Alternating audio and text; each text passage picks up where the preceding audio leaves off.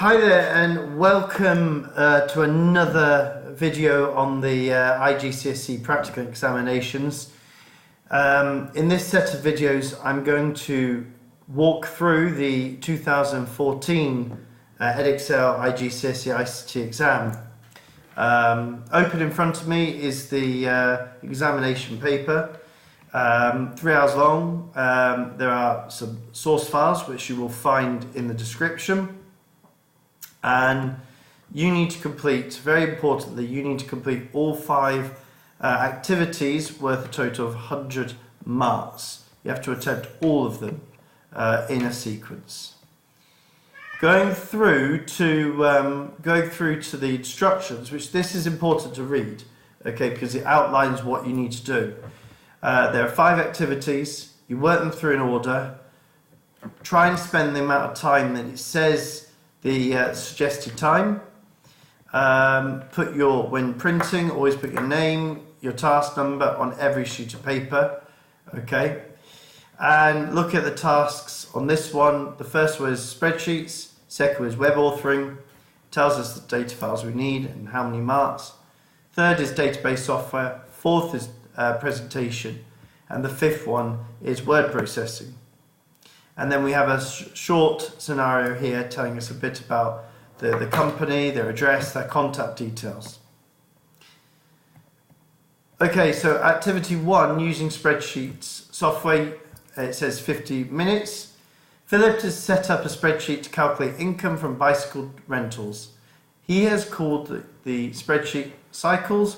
The spreadsheet has 2 worksheets, income and group. And the first task, it says open the cycles spreadsheet. Okay, so we find the cycles spreadsheet and we have it here. We enable editing and you should see 2 worksheets, income and group. We need the income worksheet open, so we go to income. And it tells us to add the enter task SS1 and our name in the footer. So I could go insert, header footer, and then go, click on design, go to footer, and we say task SS1. On the right, I'll write my name.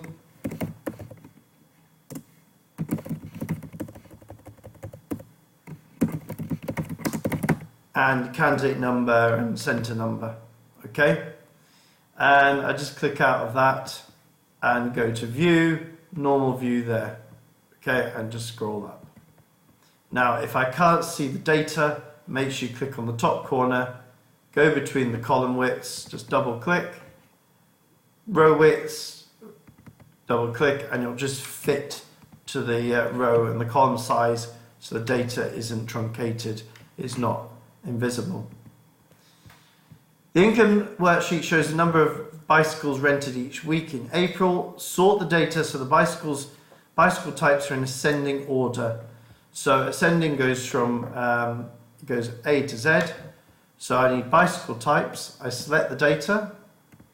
I go data, sort, and I sort by bicycle type A to Z. Press OK, and that will sort. Okay, back we go.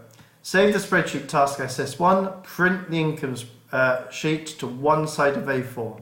So I go File, Save As, Browse, I go Task SS1, and I go Save, and then I go File, Print, and I print that. Okay. Next task. Now, Philip wants task SS2. Philip wants to know the income for each bicycle type and the total income. Enter a formula to calculate the total number of rentals of the first bicycle type. Now, where do I put it? This is where I need to enter a new heading. So I need bicycle type as a heading. Like so. Double click on the column widths, and I need to work out the total income. Just going back. So calculate. So I need enter formula to calculate total number of rentals of the first type bicycle type. So the total number of rentals. So total number of rentals. Just make this bigger, and I use sum. I go to home, go to the drop-down menu, and I select sum, and I highlight the cells that just have the number of rentals. Press enter, and I can drag these down, like so. It says enter formula to calculate now the total income for the bicycle type.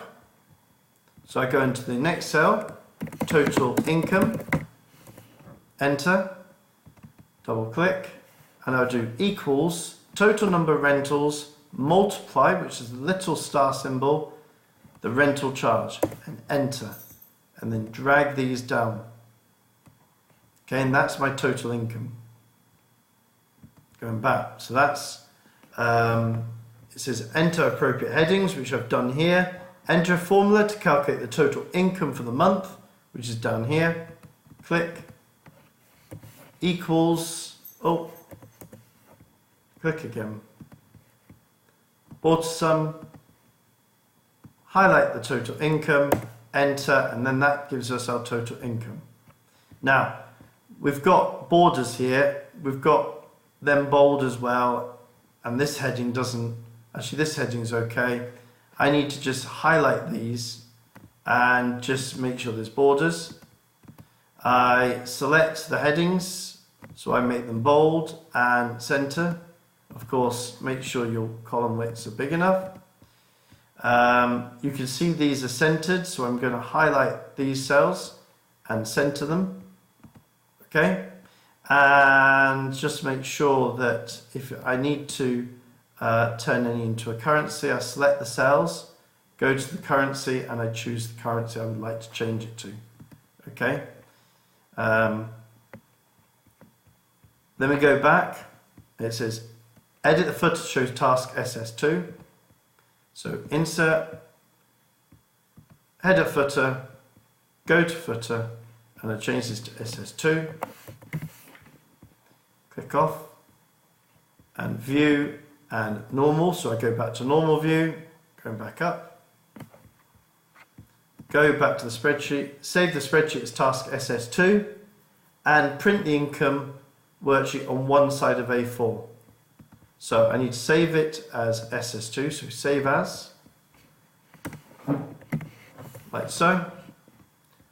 Show formulas, so go to formulas, show formulas, and make sure you go to the top corner, double click between the column widths, so I make it the right size so you can see it all.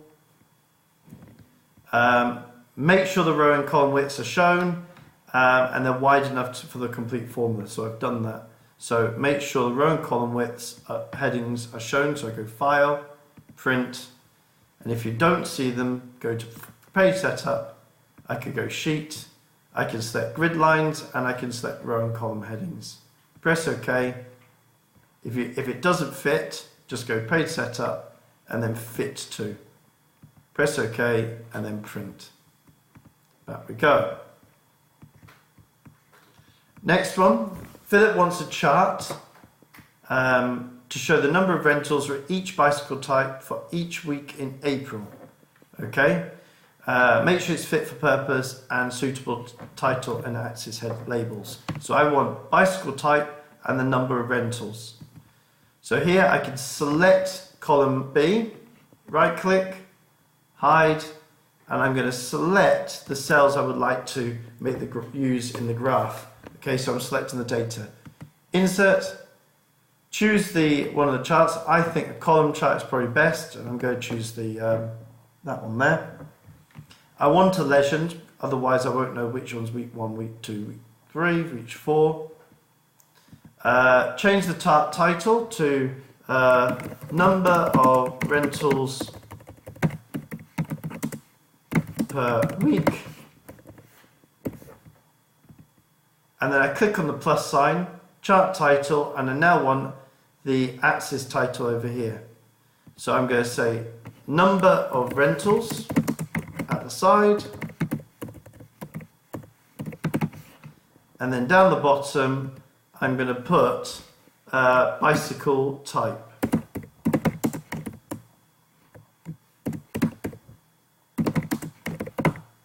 Like so. So I put the, going back to the PDF, it says here, enter task. So create this chart as a separate worksheet. So select the chart, go design, move chart, and new sheet. Like so. Go back to the PDF. Enter task SS3 and your name in the footer. Save it as task SS3 and print. So I go insert, insert, header footer, choose custom footer, say task SS3 in the left, your name in the right, press OK, and then go File, Save As, and this time Browse, and I'm going to save this as task SS3. Okay, and of course there I would go File and print that. Back to the PDF. Now the company rents bicycles to community groups. Philip has created a worksheet to be used as an invoice to send to group organisers. Open the group worksheet. So I go to the group worksheet. So this is a little invoice. An invoice is something you give to someone to know how much they want to pay. Go back to the PDF. Enter task SS4, your name, candidate number into the footer. So again, I go insert, header footer, go to footer, and I say task SS4, and in the right I say my name, click, view and normal.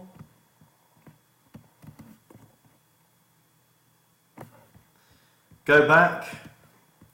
The formula needs to be entered for the calculations on the invoice. Enter formula to calculate the cost for the dirt buster bicycle. Okay. Rental charge times number required.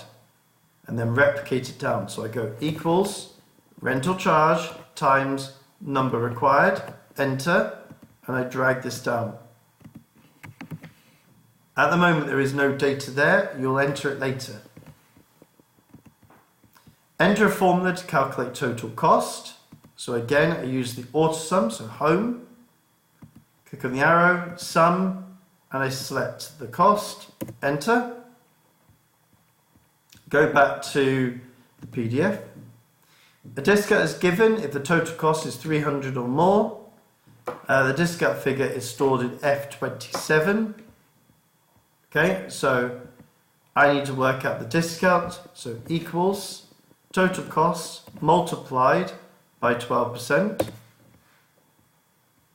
And then go back, made that mistake there. I need to find out if it's greater than 300 or more. So I need to use an if statement here. So I go home, choose the drop down box, more functions. I may need to search for if, so I press if, go, select the if, and I say if the total cost is greater than or equals 300, then I do total cost multiplied by discount, otherwise the discount will be 0. And then in the invoice total, I need to then basically do the total cost minus the discount and enter.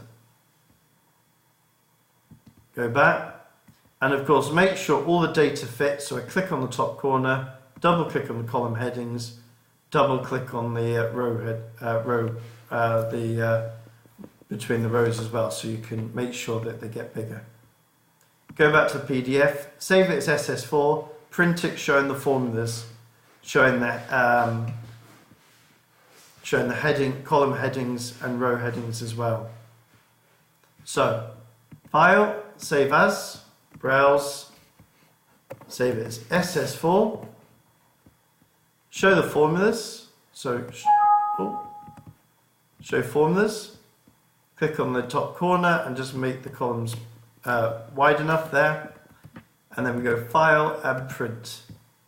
And if you haven't seen the row and column headings, again, fit to here, sheet, grid lines, and row and column headings. Just make sure they're ticked.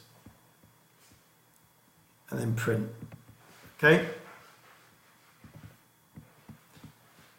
The worksheet needs to be formatted so it's fit for purpose as an invoice. Format the worksheet so that the currency values are formatted showing the currency symbol and 2 decimal places. So I go back, formulas, untick this, and make sure the columns are big enough. And then we need to make sure we show currency for the cost. So this one is a cost, so select it, home, click on the currency, shortcut, English, and then we select this one here. Now,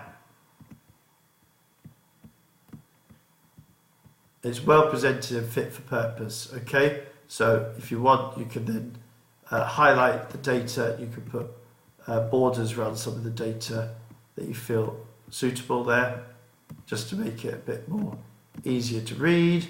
Perhaps I might want to put some headings here.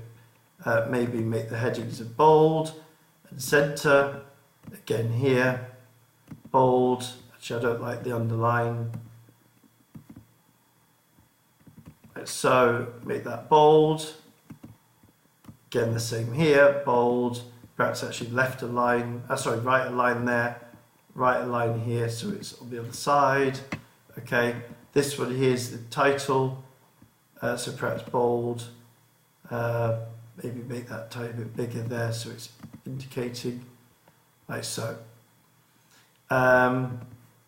Resave, do not print. Philip wants you to check the invoice is fit for purpose, so enter the Testator.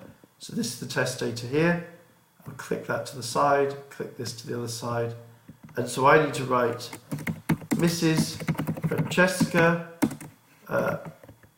Gorst, address, that's her, wrong one there, so I'm just going to drag that down, make that bigger. Christian Cyclers,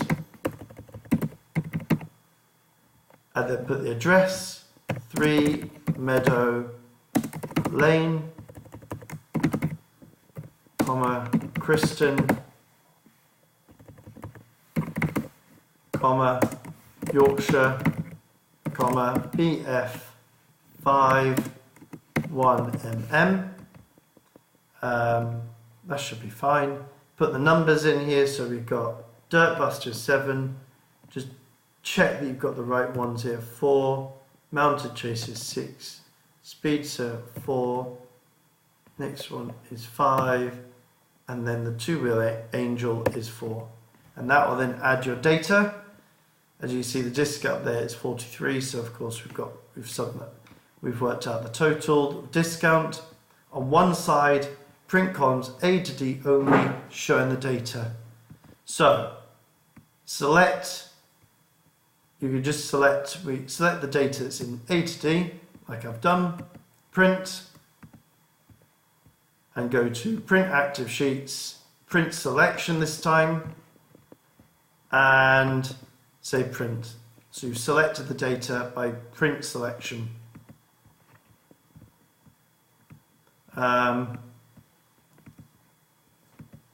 Next, it says display the group worksheet in data view. So view, so of course this is data view because it's not got formulas. I need to take a screenshot. So I'm going to take a screenshot of it like there. And it tells us to go to open a new word processing document, SS4D, so Word document, put that in my footer.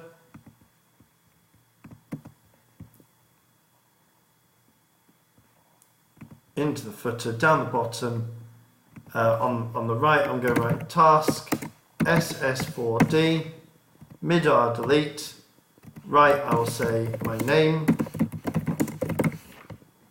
and then up the top I'll paste this in.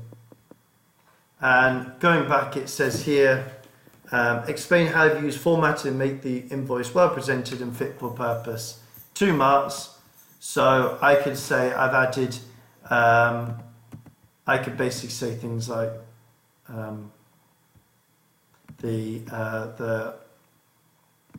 so up here I could say making the headings emboldened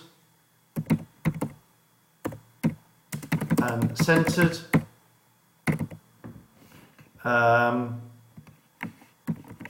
I could then say, adding grid lines around the data. Okay, save it, file, save as, and we save it to where we've got our resources, and we say task SS4D, which is this one here. So I save, and of course I print it. And that is task activity 1. Thank you very much for watching. Look forward to seeing in the next video, which will be activity 2.